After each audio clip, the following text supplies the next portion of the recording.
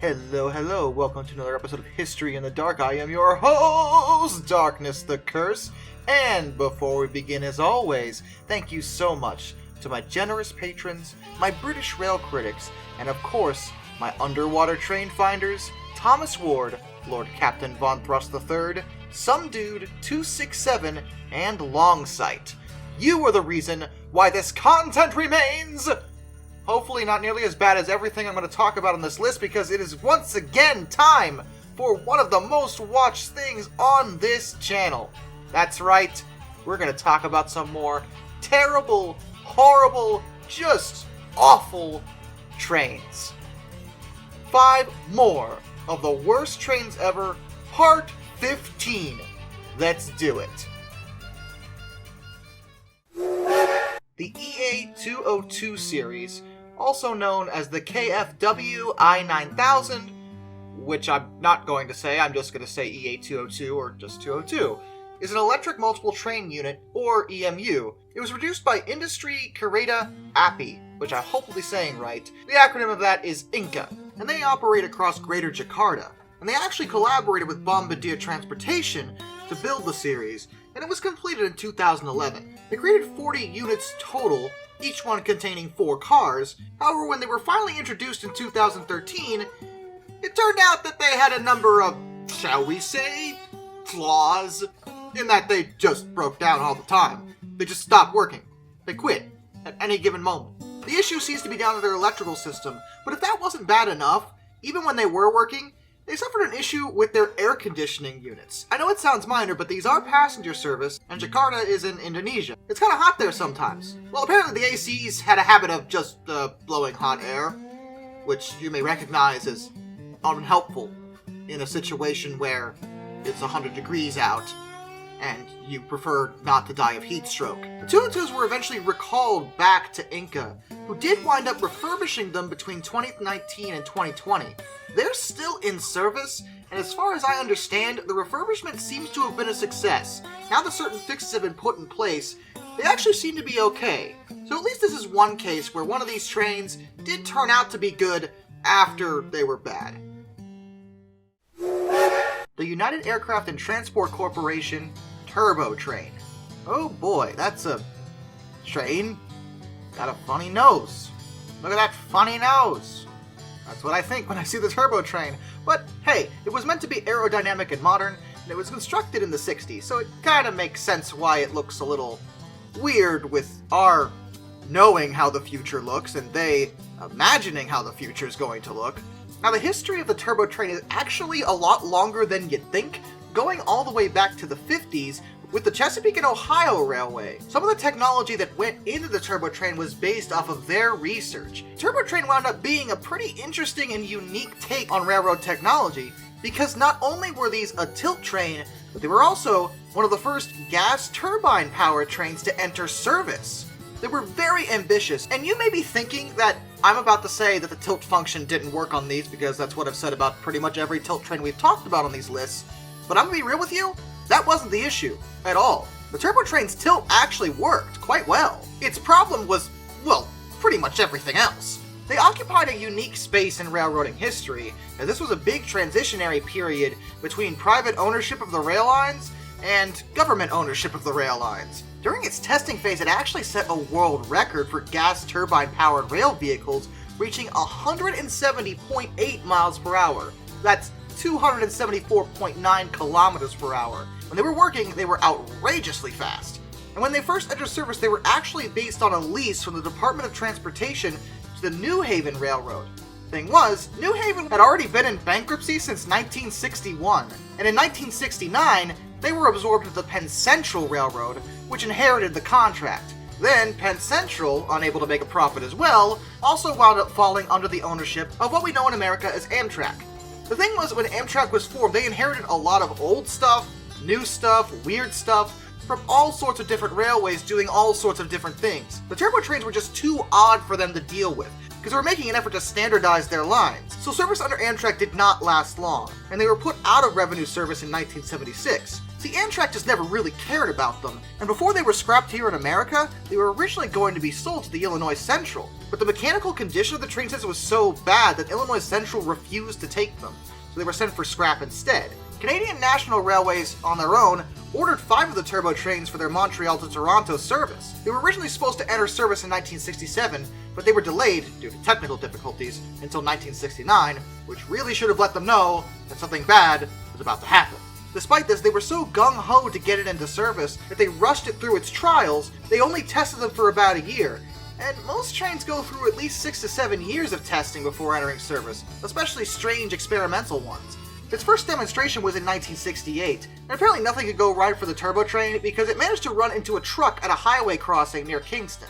To be fair, that was not the turbo train's fault, and it has actually worked out better for the train in a weird way, because initially there were concerns that lightweight trains like the turbo would be dangerous in that sort of collision, but the train remained upright and didn't take that much damage from the impact. However, as soon as they entered official service in December of 1969, there were already immediate issues with them. The brake systems actually froze in the winter, and this is Canada.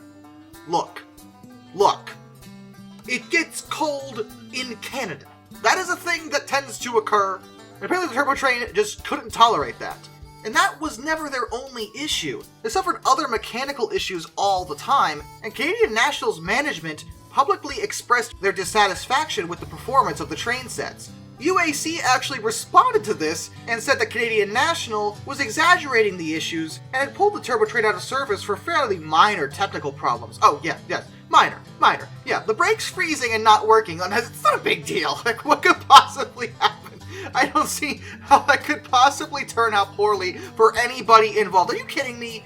But to their credit, the turbo train did eventually get a little bit better after some modifications, and it's arguable that their issue may have been they were simply too far ahead of their time.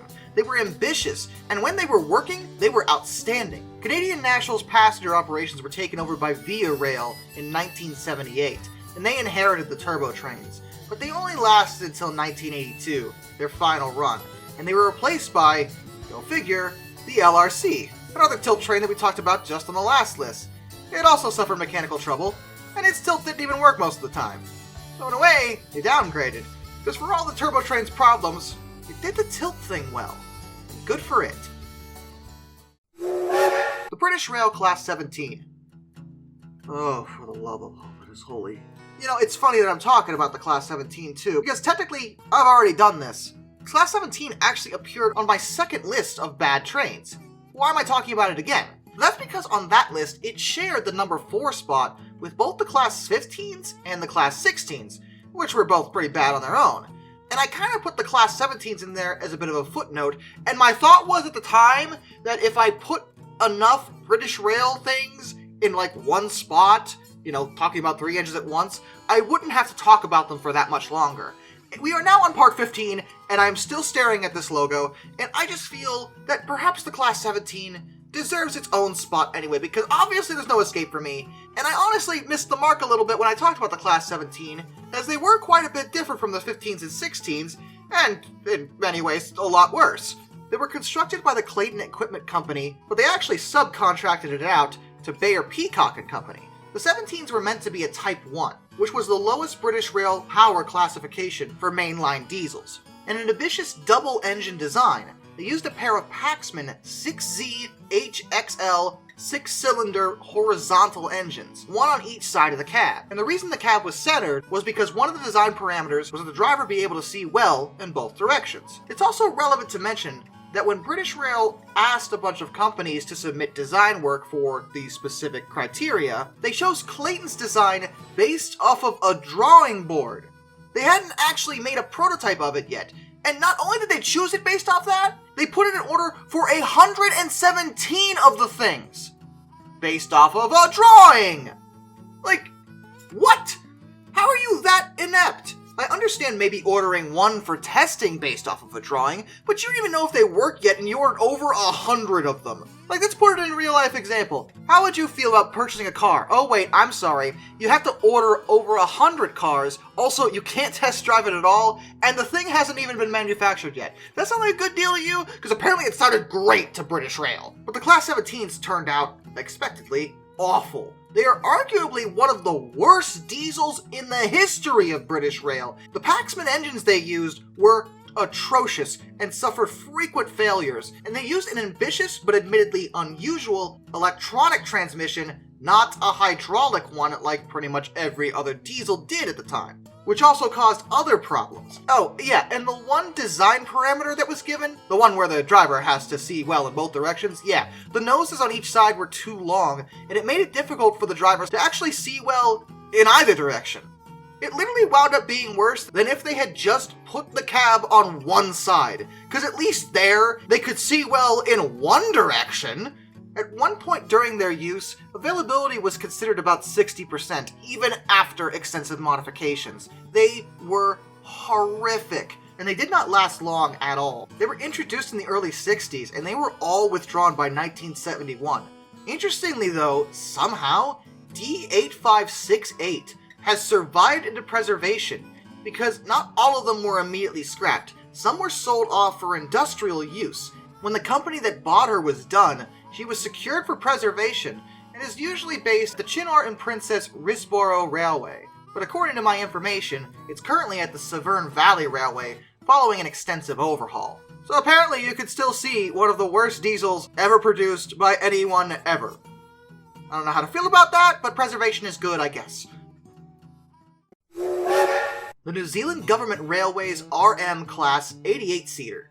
These are another example of multiple unit rail cars, although these were diesels. They were actually the most numerous rail cars in the service to the NZR, and their introduction in 1955 finally saw the demise of steam-hauled provincial passenger trains, as well as mixed trains. 35 were built and introduced, and they were not good at all. They were supposed to be manufactured by the Drury Car Company in the UK, but they subcontracted the job out to the Birmingham Railway Carriage and Wagon Company. Apparently they didn't do a great job overall, as there were significant delays immediately with delivering the rail cars, and one was even damaged in transit.